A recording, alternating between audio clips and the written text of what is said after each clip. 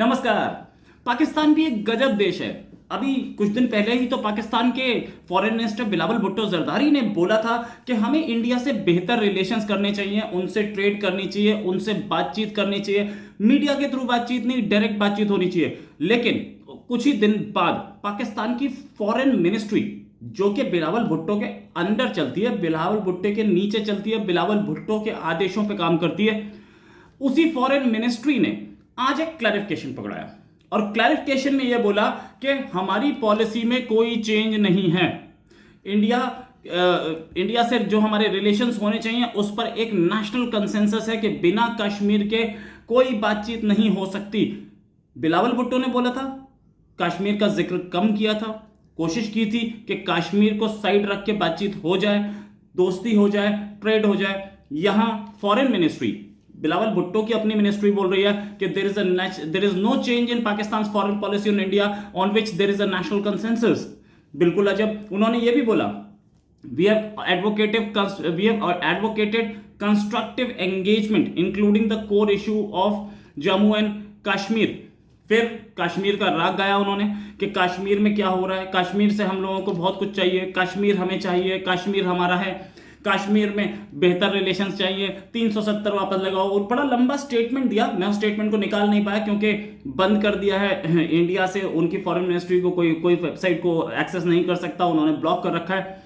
वरना मैं आपको दिखाता जरूर। ये मुझे मेरे दोस्तों ने पाकिस्तान से भेजा, पाकिस्तान में जो जर्नलिस्ट है उन्होंने भेजा ये स्टेटमेंट, और उन्होंने ये भी लिखा है उसमें सेकेंड पैराग्राफ में कि ओनस जो है इंडिया से बातचीत करने का वो इंडिया पर है। अरे ओनस इंडिया पर है या ओनस आपके ऊपर है? इंडिया तो शुरुआत से बोलता है कि आतंकवाद खत्म होगा तब हम बात करेंगे। इंडिया तो शुरुआत से बोलता है आतंकवाद खत्म करो। इंडिया ने पहले से बोला, पहले दिन से बोला कि बातचीत हम करना चाहते हैं, ट्रेड करना चाहते हैं। ट्रेड आपने बंद किया 370 हटने के बाद से। ये पहली बार नहीं है कि फॉरेन मिनिस्टर को अपना स्टेटमेंट वापस लेना पड़ा या फॉरेन मिनिस्टर के स्टेटमेंट को चेंज किया गया। इससे पहले शाह महमूद कुरैशी ने भी बोला था कि 370 जो है वो इंडिया का इंटरनल मैटर है, अगले ही दिन स्टेटमेंट चेंज हो गया। ये सॉफ्टवेयर अपडेट, जैसे पाकिस्तानी लैंग्वेज में बोलते हैं, सॉफ्टवेयर अपडेट कर दिया गया। अब ये हमारी भाषा बोलेगा। ये सॉफ्टवेयर अपडेट क्यों होते हैं? क्योंकि एक है गेट नंबर 4 रावलपिंडी के उस आर्मी हेडक्वार्टर में, वहां से फोन जाते हैं और फोन के बाद सब ठीक हो जाता है। इससे पहले इमरान खान ने भी कुछ बोला था जिसको वो पलट गए बाद में। स्टार्टिंग में जब वो बने थे, यूएन में जाके बोल के आए थे कि हम कश्मीर में आतंकवादी भेजते हैं। सिटिंग प्राइम मिनिस्टर ने बोला था और किसी ने नहीं। सारी चीजें पलटती जाती हैं। और एक चीज और, इंडिया और इजराइल के रिलेशंस बेटर करने के लिए इनके अपने ही पीपीपी के लीडर्स बोल रहे थे इंडिया से बेटर रिलेशंस, इजराइल से बेटर रिलेशंस। उनको भी फोन किया और अपना स्टेटमेंट रिट्रैक्ट कर लिया गया। ये सिर्फ बिलावल भुट्टो और उसकी पार्टी के लिए नहीं है, शहबाज शरीफ के साथ भी हो चुका है। अभी कुर्सी में बैठे हुए दिन कितने हुए?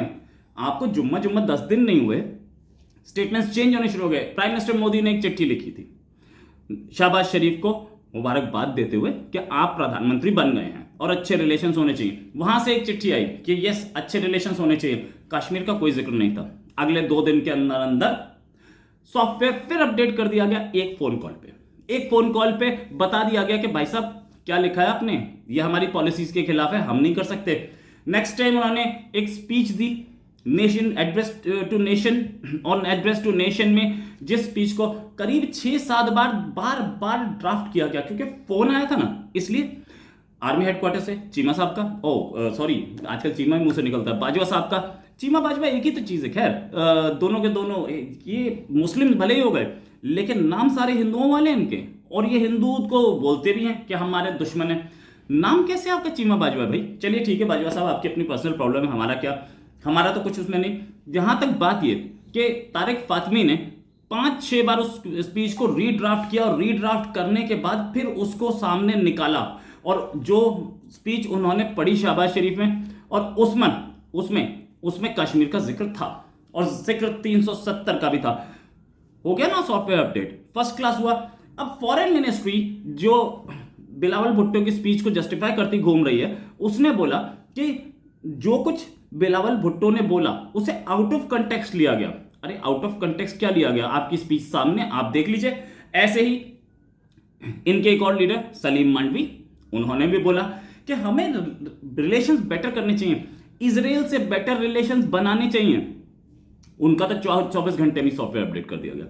फिर उनका आया भैया कि नहीं, हम बातचीत नहीं कर सकते इसराइल से, हमारा स्टैंड जो है वो स्टैंड पे हम रहेंगे। ये जो सॉफ्टवेयर अपडेट हो रहे हैं ना आर्मी हेडक्वार्टर की तरफ से, ये अपडेट ऐसे ही नहीं हो रहे हैं। आर्मी बार बार बता रही है कि आप कर क्या रहे हो। इसराइल के नाम पे तो और इंडिया के नाम पे तो मामला गड़बड़ी ही है। बिलावल भुट्टो, जिसको फ्यूचर प्राइम मिनिस्टर प्रोजेक्ट किया जा रहा है, वो इंटरनेशनल रिलेशंस पे अपने आप को दिखाना चाह रहे थे।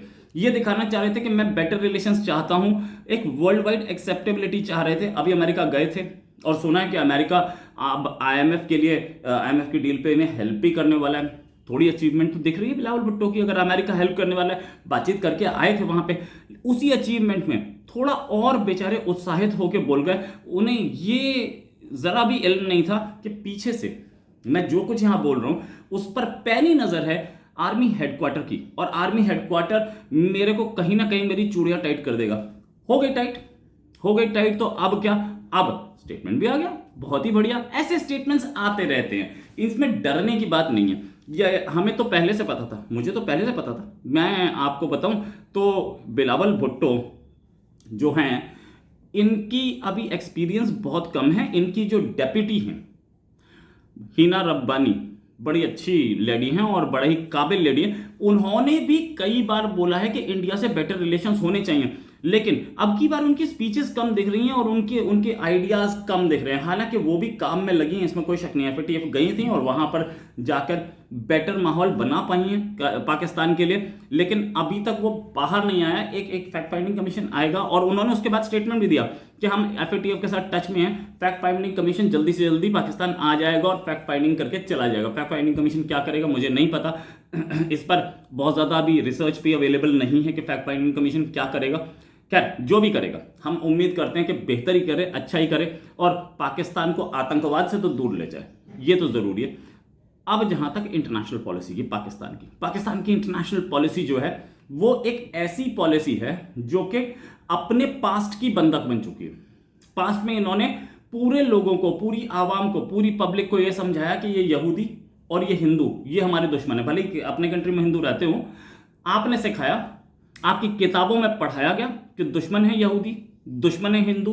क्यों हिंदू है, क्यों यहूदी हैं? क्योंकि हमारे पुरखे बोल गए, इसलिए हिंदू दुश्मन है, इसलिए यहूदी दुश्मन है। और उन पुरखों से बाहर आने के लिए तैयार नहीं है फॉरेन पॉलिसी। इंडिया की फॉरेन पॉलिसी, जिसकी आजकल इमरान खान तारीफ करते फिर रहे हैं, हमारी कभी भी अमेरिका से बहुत अच्छे रिलेशंस नहीं थे ना, हिस्ट्री में नहीं थे। अभी तो हमारे फॉरेन मिनिस्टर ने भी बोला कि अमेरिका की वजह से ही पाकिस्तान से हमें प्रॉब्लम्स आई। तो हमारी फॉरेन पॉलिसी जो है वो वाइब्रेंट है। वो वाइब्रेंट ऐसे है कि हम उसको अपने हिसाब से हर मिनट, हर घंटे, हर दिन, हर महीने, हर साल चेंज कर सकते हैं। किसी भी पास्ट की एजम्पशंस के बंधक नहीं है। हम सबसे दोस्ती कर सकते हैं, सबसे बातचीत कर सकते हैं। सेक्युलर कंट्री का फायदा यही होता है। पाकिस्तान का जो इस्लामिक कंट्री का कानून है ना, वो उसी की फॉरेन पॉलिसी और उसी की तरक्की में बाधा बन गया है। और इसीलिए बिलावल भुट्टो हों या शाह महमूद कुरैशी हों, ये सब फंस चुके हैं। उस कुछ चाहते हुए भी कुछ कर नहीं पा रहे हैं कि ये फॉरेन पॉलिसी चेंज कैसे हो। और इस चेंज की बहुत जरूरत है। मुशर्रफ से लेकर करंट प्राइम मिनिस्टर तक सब जानते हैं कि इजराइल से दोस्ती जरूरी है, लेकिन पास्ट के बंधक हैं। उस पास्ट के जो पास्ट में झूठ इन्होंने बोले थे, आज उन्हें पलट नहीं सकते। इसलिए इस बंधक को बंधक ही बने रहने दें तो ज्यादा अच्छा है। वरना ये जितने भी लोग इस समय पाकिस्तान की सियासत में दिख रहे हैं, सारे गायब होंगे और कोई मौलाना दाढ़ी वाला प्रधानमंत्री की कुर्सी पर बैठा मिलेगा। इसी के साथ एक और खबर फिर हाजिर होंगे। नमस्कार, जय हिंद।